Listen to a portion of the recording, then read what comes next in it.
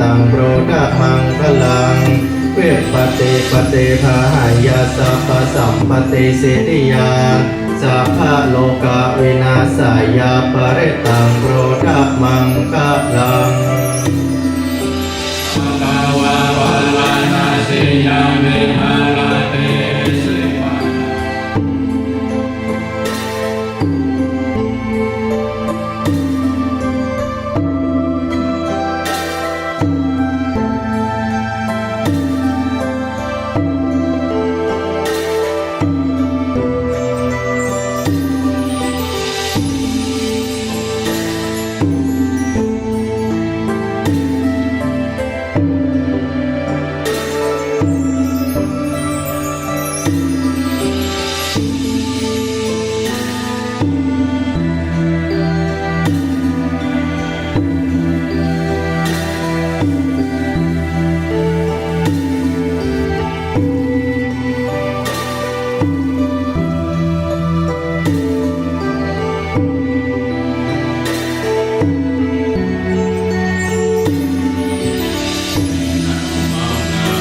เป็นเขาเป็นประธา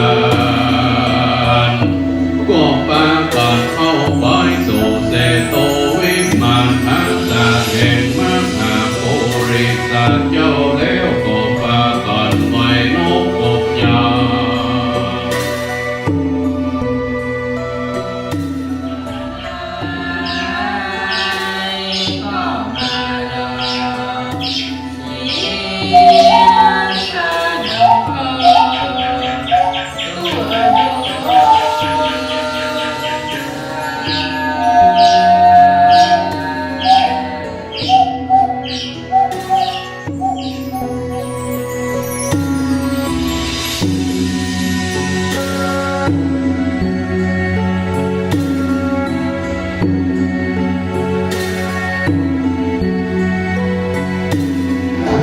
ตังสัจจยาตัง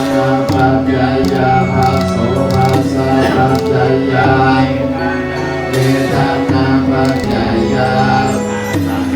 ปัจจยาเวปัจจาภูปาทานาปัจจยาภาโวภาวะสัลลังสัลลังสุขปาลิ